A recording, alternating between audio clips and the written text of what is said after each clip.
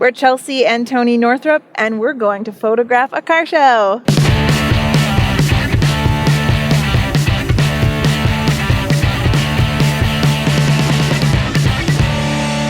So we're at the Ocean Beach Car Show, and as I had expected, it's very busy. There are people in front of all of the cars. So one thing I like to do is just focus on the details that make a car beautiful and take close-up shots. So I see a grill on this truck that I like, so I'll zoom in on that and get a close-up picture.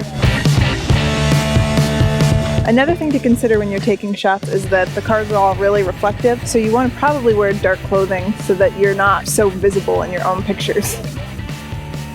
The reflections seen in cars can often be a huge distraction, but with a bit of creativity, you can make them a focal point. Ah, this car has a beautiful grille. This would make a good close-up picture. If there are a lot of people around, I suggest just waiting till people clear out. They usually move, and then you can get your shot. This car actually has a pretty clean background, so if I'm patient and I wait for people to clear out, I might be able to get it nice enough so that I can go in later into Photoshop and just clone out any distractions. Just about any camera will work for car shows, including even your smartphone. But for me, I like to grab a camera that has a tilty screen. This lets me get down low or hold it up high. I can lean out over into a car engine bay and point it down for interesting angles. That's my next tip, is get down nice and low. Get close to your subject and use forced perspective. You can use this to make the wheels seem nice and fat. Gorgeous car. It also lets you lean out a little bit without touching their car. For a lot of types of photography, you don't want hard light, you want soft light. For a car show, I like the sun to be out, no clouds. I even like it to be high in the sky because I like to work those reflections. I like to find the glare in the cars. One thing I don't like is to use a polarizing filter. Polarizing filters cut glare, but I want that reflection and that glare. If the sun is lower in the sky, long shadows could ruin your shots.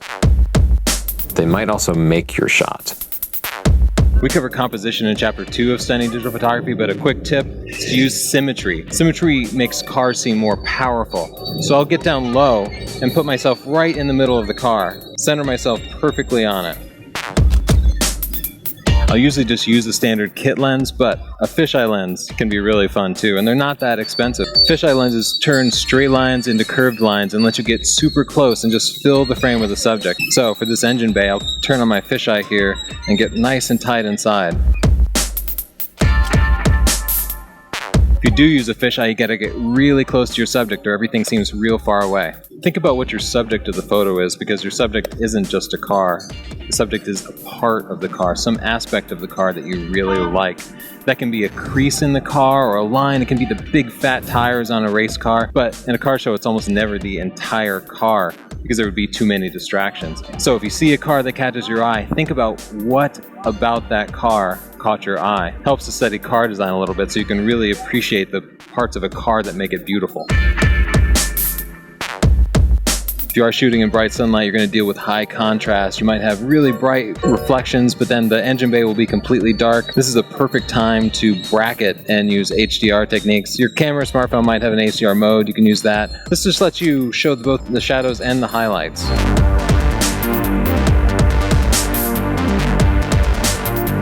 I also like to include the sun in my photos. It makes a really cool focal point. Can pull the eye away from all the people and distractions in the background. I love when cars are moving and cars at car shows are still, but you can add some visual movement to it by putting a Dutch tilt on the picture, just tilting the picture a little bit. So here's just a straight picture of a car. And here it is with just a little Dutch tilt. That deliberate tilt just makes the picture a little more interesting and adds a little movement to it. What a beautiful car. 435 were made.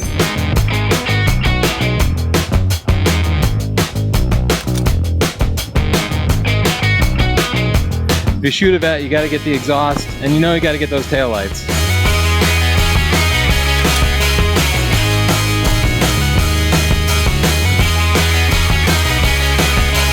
This car is cool. I wanted to show the similarity of the dice on the door lock and the mirror, but when I focused on the door, the mirror was out of focus because of shallow depth of field.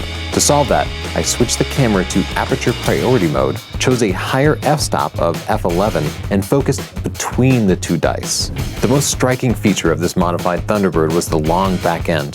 To find the best way to capture it, I started low and moved my camera higher. I also zoomed in tight.